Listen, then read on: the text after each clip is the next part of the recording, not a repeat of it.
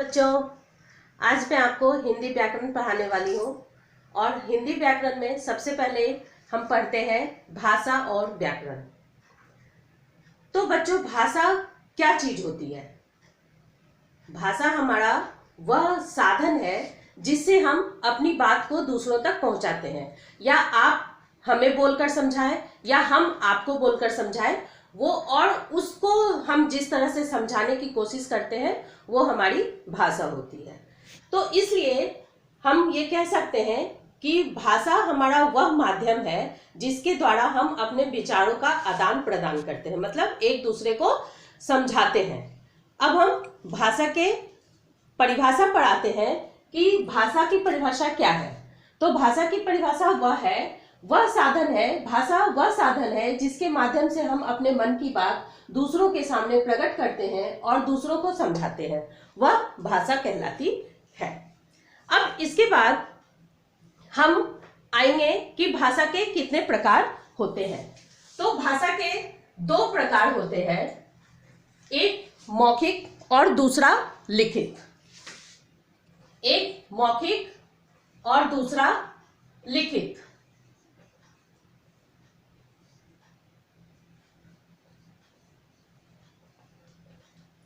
मौखिक भाषा क्या होती है? मौखिक जो भी हम बोलकर समझाते हैं, जो हम मुंह से अपने बोलकर दूसरों तक अपनी बात को पहुंचाते हैं, वह हमारी मौखिक भाषा होती है। जैसे अभी मैं आपको पढ़ा रही हूं तो वो क्या कर रही हूं, मुंह से बोलकर बता रही हूं, वह हमारी मौखिक भाषा हो गई। अगर उसी चीज को मैं ब्लैक बोर्ड पर या कॉपी में या आपकी बुक में जो लिखी हुई है उस तरह से लिख कर बोल समझाऊं तो वो हमारी क्या हो जाएगी, लिखित भाषा हो जाएगी। ठीक है। मौखिक हमारा वह भाषा हुआ जो हम मुंह से बोलते हैं। जैसे हम बोलते हैं एक गिलास पानी दे दो, तो वह हमारी मौखिक भाषा है। लेकिन अगर हमने कहा, लिख कर दिया कि आप एक गिलास पानी लेकर आओ, तो वह हमारी क्या होगी, लिखित भाषा होगी। अब हम इसकी परिभाषा पर ध्यान देंगे कि लिखित और मौखिक परिभाषा क्या होगी। अब हमने देखा कि भाषा के दो प्रकार होते हैं, मौखिक और लिखित। तो मौखिक भाषा के जिस रूप से हम अपने विचार बोलकर दूसरों को के सामने प्रकट करते हैं उसे मौखिक भाषा कहते हैं। जैसे कहानी सुनना, रेडियो में गाने सुनना। लिखित भाषा के जिस रूप से हम अपने विचार लिखकर दूसरों के सामने प्रकट करते हैं उसे लिखित भाषा कहते हैं। जैसे पत्र पत्रिकाएं, समाचार पत्र या पुस्तक, हम जो भी लिखा हुआ पढ़ते हैं वह हमारी लिखित भाषा के उदाहरण है। अब हम इस पर देखेंगे कि हमारी एक और भाषा होती है, वह होती है सांकेतिक भाषा। सांकेतिक भाषा का मतलब यह होता है कि संकेत के द्वारा, मतलब इशारों के द्वारा दूसरों को अपनी बात समझाना।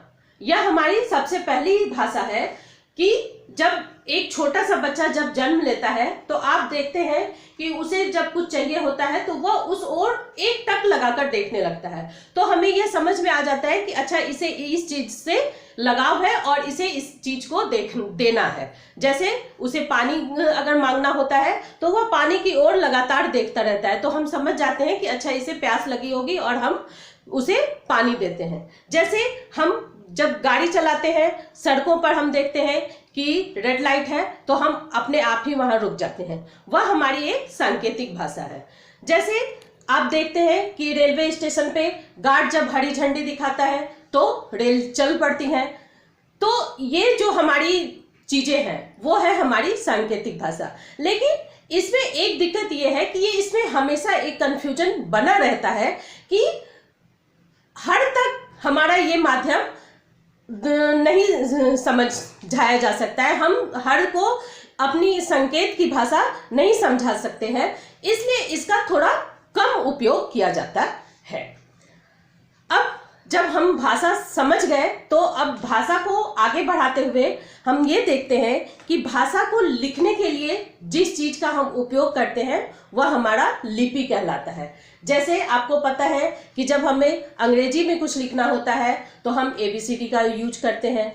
जब हमें गणित हम पढ़ते हुए उसमें 1 2 3 4 का यूज करते हैं, और हम हिंदी को पढ़ते हुए अ आ क ख ग घ आदि का प्रयोग करते हैं। तो यह जो चीज है वह हमारी लिपि कहलाती है। और हिंदी में को हिंदी जिस चीज में लिखी जाती है, जिस लिपि में लिखी जाती है, उसे हम देवनागरी लिपि कहते हैं। अब हम व्याकरण पे प्रकाश डालते हैं कि व्याकरण क्या चीज है। तो व्याकरण वह चीज होती है जो हमें चीजों को कैसे सही ढंग से यूज करना है वह बताया जाता है। तो व्याकरण की परिभाषा हमारी यह होती है कि व्याकरण वह शास्त्र है जिसमें हमें भाषा के शुद्ध प्रयोग के नियमों की जानकारी प्राप्त होती है। ठीक है, मतलब हम एक चीज को, भाषा को किस तरह से सही रूप में प्रयोग करें, इसे हमें समझाया जाता है व्याकरण के अंतर्गत। तो व्याकरण को हम 3 अंगों में बांटते हैं।